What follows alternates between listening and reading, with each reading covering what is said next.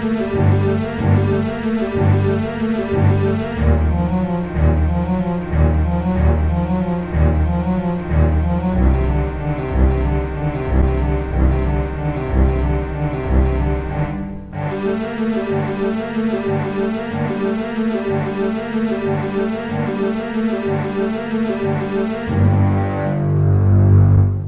comic book fans, welcome back to Comic Book Corner, and that's right, you're with me, Spider Slayer. What's up, guys? We're getting ready to do another Walking Dead rewind, and I'm going to tell my dog Storm to get down. Get down, Storm. Sorry about that. Dog's always in the way. So we're going to be doing a Walking Dead rewind issue. This is the beginning of the next story arc and the beginning of another trade. So if you're looking to collect the trade, you're going to go and find this one right here, which is The Walking Dead Volume 2, Miles Behind Us. That's right. So this one starts the new story arc. But then if you're looking for issues, we are starting on issue number 7. That's right, guys. So we're continuing on issue 7 of The Walking Dead.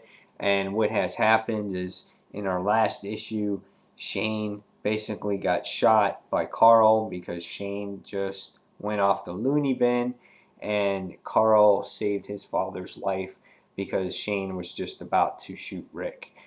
Just because Shane felt that he had nothing in this world, so he felt that, you know what, I was going to kill Rick. But Carl, saved his life, so good for Carl there.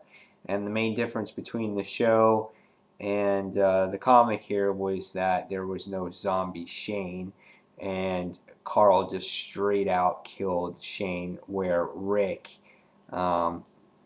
killed Shane himself with a knife in the TV show. So those were some major differences in the last issue. So now the book takes a completely different turn. The group kind of goes on their own. I know in the TV show they went for the Center of Disease Control, so there's two different, the story is totally branched out already. And then in this issue here, we also meet for the first time Tyrese. This guy is kind of takes place for Shane, basically. He's their next heavy man, his next go-to guy, his Daryl. Basically, that's who Tyrese is. And then we also meet, for the first time, we meet Tyrese's kid, Julie, and her girlfriend, and her boyfriend, I'm sorry, Chris. So those are the 3 new characters that we get to meet in issue number 7. So with that being said, we are going to get started on issue 7.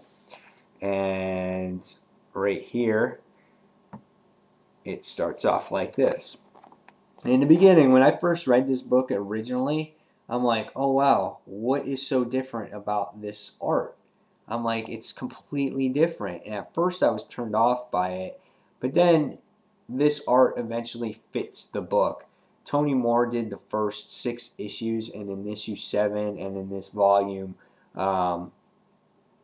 he, took off, and Charlie Adlard started doing the, you can see here, Charlie Adlard started doing the pencils, and then Cliff Rathburn did the gray tones, and actual Tony Moore did the cover to this particular trade.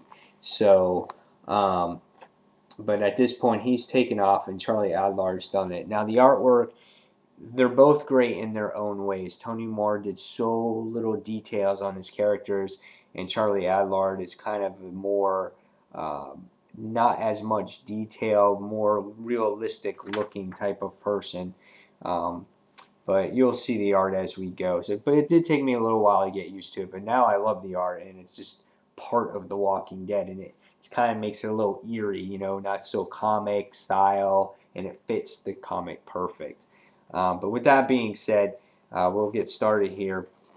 We can see here in the beginning, we see picture of Lori, and we see Shane, and this will be the last time that you see Shane in the Walking Dead comic book.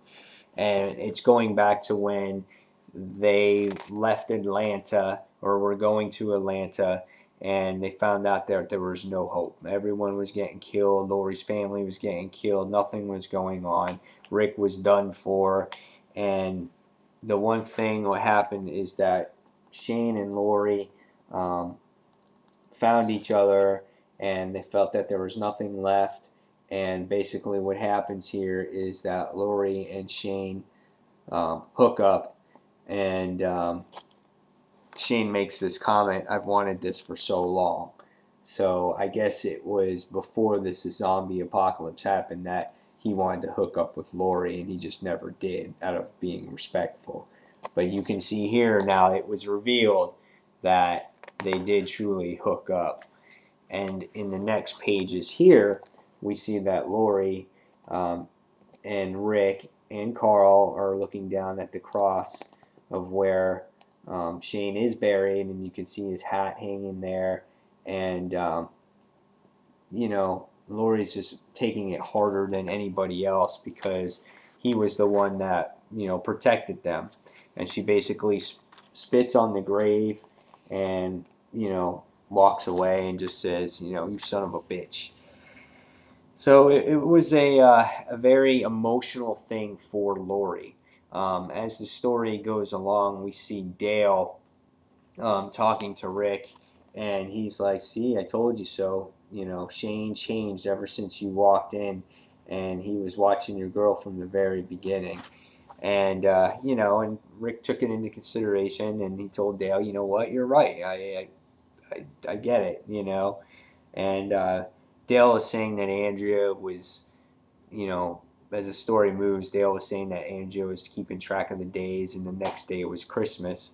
And Rick was kind of like, "Please don't tell the kids. This last thing we need is this freaking zombie apocalypse to happen, and we can't tell them that Santa can't come, you know." So, and also in this issue, we find out that Rick is now the official leader of this group after him and Dale have this long conversation about how Shane was in charge because he was a cop, but there's all these other people that just can't do the job that Rick does, so he is designated the leader. And his first command is to basically say, "Well, let's move camp out of here."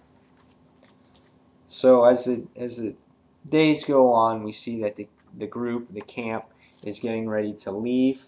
That's what we see happening there. They're getting ready to leave, and they're in the RV.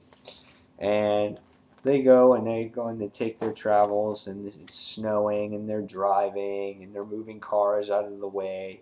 And all of a sudden, we see someone, you know, in the distance, and it's like, "Stop, well, we don't want to get surrounded." So that's what Rick is saying. But we come across, for the first time in our series, the first new character, and we see Tyrese, his daughter Julie, and boyfriend Chris. And basically what happens is, you know, Rick is very nice. He invites him to stay in the RV, and he says, you know, Tyrese is like, "No, no, you know, we'll stay in our car over there." And Lori's being a bitch already. She's like, "So do we," he goes, "So you're inviting strangers to stay in the same room as us?" You know, and she's just like, you know, "Don't be so trusting, Rick." She's such a bitch, dude. I never realized she was a bitch in the comic, too. You know, this book is full of dialogue. This is like the most dialogue I've ever seen a Walking Dead comic have. But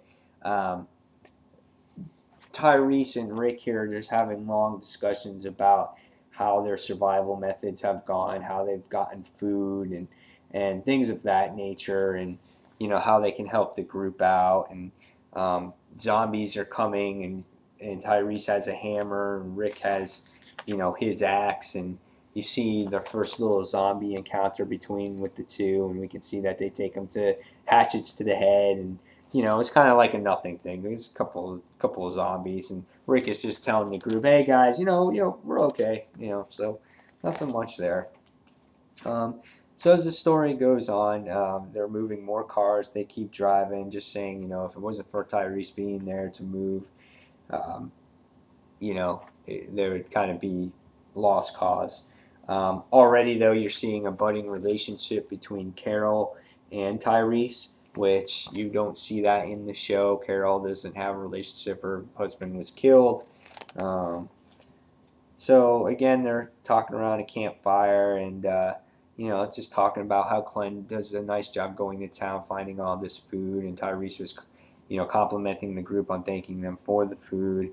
And again, we see this relationship between Carol and Tyrese budding here. They're just looking at each other with Google eyes, and you can see Glenn here, is just depressed because I think he doesn't have anybody. So that's what we see there. But in distance, as the group is bonding with Tyrese and the new characters and the thing, we see Lori starting to walk away. And Rick is just going up to Lori, and she's walking away. And in the last page of issue 7, we see, Rick saying, "Lori, is everything okay?" And she's just like, "No, Rick." And she looks in a disgust thing, and she goes, "I'm pregnant." And that's how issue 7 ends. So right off the bat now in this first issue, not a lot of action. It's introducing new characters, but we find out about how Shane and Lori hooked up, and we find out now that Lori is pregnant, and we know it's not with Rick's baby. I mean, we know that for sure. So again, start of a new story arc, and it starts off slow, but then it'll build up into something monumental, I am sure.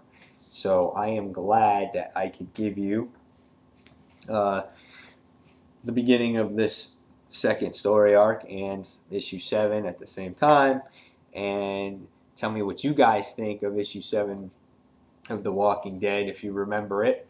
And that is it. So until the next Walking Dead Rewind, this is Spider Slayer signing off, and it's a pleasure doing this with you guys. Take care. Bye.